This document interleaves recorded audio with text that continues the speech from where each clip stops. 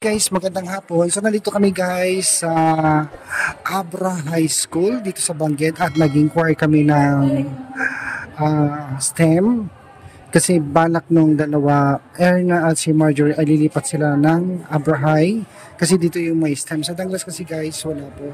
So guys, kumusta? Kumusta yung Nandito na tayo sa Abra High. Ano na? Hindi pa ako pumapasok, Hindi ka pa pumapasok, kinabahan ka na dito. Bakit? Maraming tao. Ang daming tao. Hindi ka ba sanay sa maraming tao? Hindi po. Sorry ka, dami talaga dito. Libo-libo ang estudyante dito. Hindi katulad sa hindi katulad sa Danglas. Dito kasi, buong Benguet, yung iba may Lapas, depende. Hindi lang Benguet ang mga estudyante dito. So yan guys, nakapag-inquire na kami kanina at sabi ng teacher, kukunin daw nila yung average ng English, Math, at Science. So titignan nila yung average niyo kung qualified kayo sa grade 11 dito. Yun ang sabi niya sa amin. Sabi niya sa akin.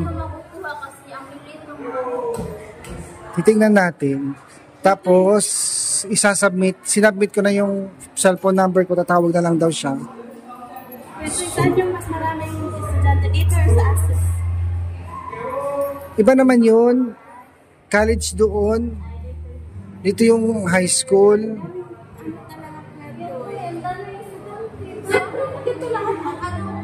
Alam po, hindi ka pa nakakapunta sa Metro Manila. Ang estudyante nila, yung isang eskwela sa Pasig yata yon, 15,000.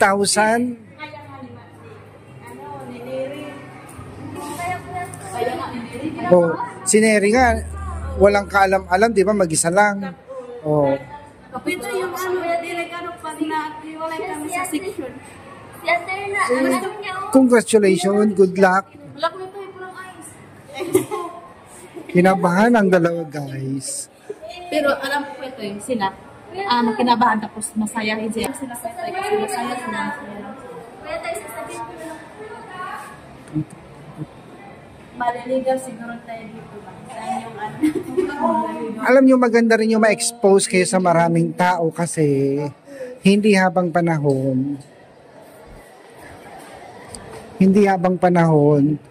kayo lang ang magkakasama. Darating ang time na iba't ibang tao yung mga kasalamuhan nyo. Kaya ngayon pa lang sanayin nyo na yung sarili nyo na mahalubilo kayo sa hindi lang konti kundi maramihang tao. Nasa isip mo lang yan. Ang ganda nga ng uniform nila. O diba? Sexy ang uniform nila. Kay Irene naman, assist. Hindi, ang assist, meron dito, meron sa Mudeng, meron pa sa Lagangilang. So na, high school nga lang to. Dito din nag-aral yung mga pamangkin ko. Yung pinupunta natin na gano'n ng tubo, yung tatlo, dito sila. Ano po grade? College na yung dalawa. Yung isa high school pa lang. Basta dalawa na yung college. Cream. Yung isa cream. Yung may buhok. Oo, cream yun. Tapos yung isa, parang kukut-kut ng kuko. Hindi ko alam. So tara na. Baba na tayo. Tatawagan naman daw tayo nung teacher kung ano yung magiging resulta. Kung papayag siya na kung tatanggap daw siya ng transferee. Yan. So, ready na lang. Yan o. Yan yung nila. Baka graduation ball. Dito kayo magpa-practice. Tingin nyo nga sila o. Diba ni Lexi?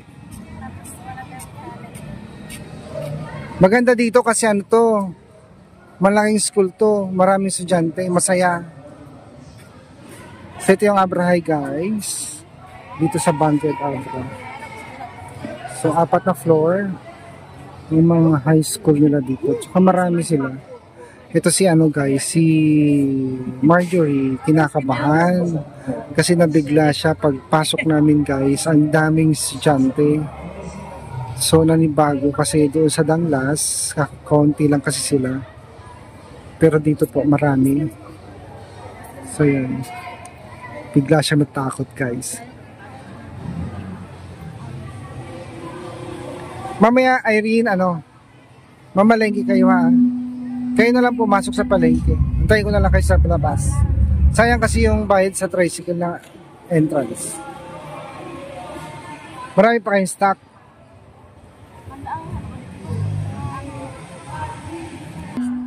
Ha? Di mainit. Di mainit? Ang laki ng nila covered court. Ayan may electric fan pa. Ay, ano pa daw? Tingnan mo, may electric fan na malalaki. Dapat ang bukay, Kuya Toy. Ha? Malayo ba yung bukay? Malayo, bakit? Punta kami 28. Ang gagawin nyo doon? Tapos ang babayaran namin pala, sabi na, nagpa-meeting naman si ma'am kanina, kami mga EBM, sabihin nyo yung mga parent ninyo, ang babayaran pala ninyo, 1,160. Diba? Pero kulang na lang ako ng 160 kasi may 1K naman ako nabayad kanina. Tapos, yung pamasahe sa amin na siguro. Tapos mag-overnight kami doon sa Bukay. Ang gagawin nyo doon sa Bukay? Ngayong 28, kami mga teacher, kami, kumabas kami, mag-recollection niya kami. Tapos doon kami. Tapos, ang iwan ko kung may kasi mag-beach kami. Oo, mga teacher yung kasama namin. Sabi ko nga kay ma'am, pwede, ayaw ko na lang magsama. Sabi, hindi ka makagraduate. Ayaw mo, kasi lahat walang patintira ditong grade 12. Sabi na, ito, lalabas lahat. Kaya, recollection. Kaya na yung 28. Ano, Erna? Masasabi mo dyan? Ganda, no? Tingnan mo, niliksi nila. Niliksi nila magsayaw. Hoy, dapat kung dito lang kayo kung may magsayaw, wag na kayo dito, iba na sa once. Iba na sa once, iba na dito, kailangan kayo. Mga yan, mga senior high school yan. Yung ipalabas mo na yung confident mo. Wag ka nang magpahiyaya dito. Kasi alam naman may kayo. Alam ko naman na kayo. Matalino kayo ba? Diba? Mas, di pa nyo mabulan dito. Tapos ayan ang yung rigs. Maganda dito. Sige na. Tara na. Paano na ang pakiramdam? Kinakabahan ka? Ngayon lang yan. Ako parang excited, parang kinakabahan. O, tinan mo, excited na kinakabahan. Kasi Tsaka bakit kakakabahan? Hindi ka naman nila kilala. Ang importante, makuha mo yung gusto mong pag-aralan. Kasi diba wala sa Danglas? O, iba naman yung gusto nyo kasi. So kailangan nyo talaga lumipat. Dito wala namang bayad ang tuition. Libre to. Public to eh. Public din. Oo, public to. Kaya galingan nyo. Wala naman entrance exam. Sabi lang ng teacher kanina, tatawagan na lang daw ako kung tatanggap pa sila ng grade 11. Yan, pwede kayo sumali sa mga ganyan pag nalipat kayo dito. Mga practice. Marami kayo matulungan sa sayo. Yan guys, kabado talaga to si Marjorie, mga babayan. First time niya kasi makakita na sobrang daming estudyante. Ang dami kasi dito guys, triple yata to sa once times 3 yung dami. O mas marami pa talaga. So yan guys, punta na kami sa palengke at mamimili sila ng kanilang mga stocks.